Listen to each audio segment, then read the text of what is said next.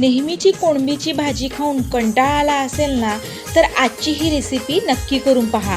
हिरवं वाटण, कांदा, टॅमॅटो आणि घरगुती मसाल्यापासून बनवलेली अशी मस्त चविष्ट कोळंबीची भाजी भाकरी, पोळी किंवा भातासोबत खायला एकदम भन्नाट लागते। चला तर मग वेळ न घालवता रेसिपीला सुरुवात करूया। तर नमस्कार मंडळी, स्वागत आहे तुमचं सार्थ फॅमिली कुकिंग चॅनलमध्ये। तर सगळ्यात आधी इथे मी कोळंबी घेतलेली आहे, ती स्वच्छ करून मी अगोदरच ठेवलेली आहे। आता ही कोळंबीची भाजी बनवण्यासाठी काय काय साहित्य लागणार आहे ते आपण पाहूया। तर बघा, इथे मी अगोदरच 4 ते 5 कांदे बारीक चिरून घेतलेले आहेत आणि सोबत 2 ते 3 टोमॅटो सुद्धा बारीक चिरून घेतलेले आहेत। आता या भाजीची खास चव वाढवण्यासाठी आपण एक मस्त हिरवं वाटण तयार करून घेणार आहोत।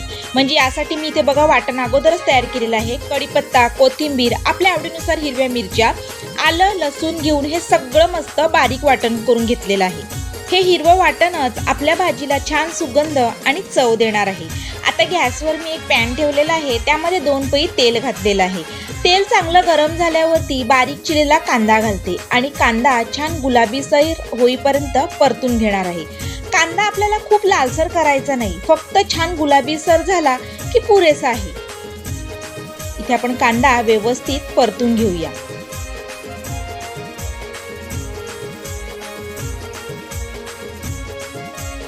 आता इथे आपला कांदा छान असा परतून झालेला आहे, म्हणजे जास्त लालसर झालेला नाहीये, फक्त गुलाबीसर झालेला आहे। आता यामध्ये आपण जे तयार केलेलं हिरवं वाटण आहे ना, ते घालणार आहोत। हे कांद्यासोबत छान मिक्स करून ते आपल्याला वाटण साधारण 2 ते 3 मिनिट व्यवस्थित परतून घ्यायचं आहे। इथे मी तयार केलेलं हिरवं वाटण सुद्धा ह्या कांद्यामध्ये घातलेलं आहे आणि आता हे छान असं मिक्स करून घेते आणि मस्त आपण हे 2 मिनिटं ह्यामध्ये परतून घेऊया, जेणेकरून वाटणाचा पूर्ण सुगंध ह्या कांद्यामध्ये उतरेल आणि कोळंबीला छान चव येईल। इथे आपलं वाटण छान असं परतून झालेलं आहे। हे व्यवस्थित मिक्स करून घेऊया पुन्हा आणि यामध्ये आपण जे बारीक चिरलेले अगोदर 2 ते 3 टोमॅटो आहेत ते ह्यामध्ये घालूया आणि टोमॅटो सुद्धा व्यवस्थित ह्या वाटणामध्ये मिक्स करून घेऊया आणि झाकण ठेवून हे साधारण आपल्याला 2 ते 3 मिनिटं म्हणजे झाकण ठेवून द्यायचं आहे, म्हणजे हे मस्त टोमॅटो आपले मऊ होतील।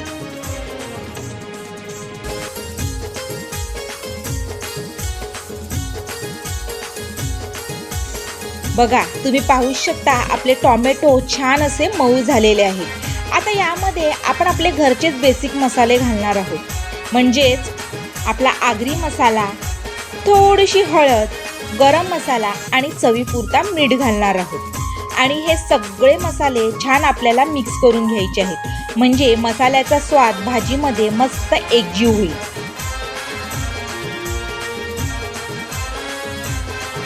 मसाले आपले छान असे मिक्स करून झाले की आता यामध्ये मी घालणार आहे कोळंबी आणि ही मसाल्यासोबत छान अशी मिक्स करून घेणार आहे।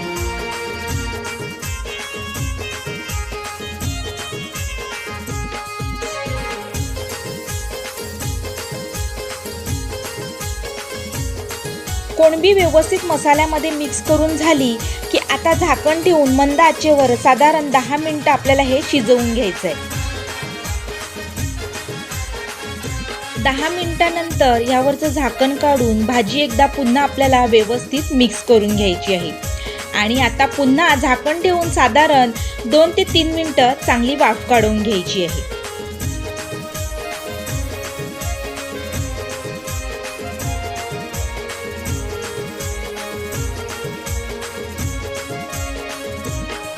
आणि 2 मिनिटांनंतर तुम्ही पाहू शकता आपली कोळंबीची भाजी एकदम परफेक्ट तयार झालेली आहे। आता शेवटी ह्यावर भरपूर अशी बारीक चिरलेली ताजी कोथिंबीर घालायची, म्हणजे आपली कोळंबीची भाजी अजून सुंदर दिसेल।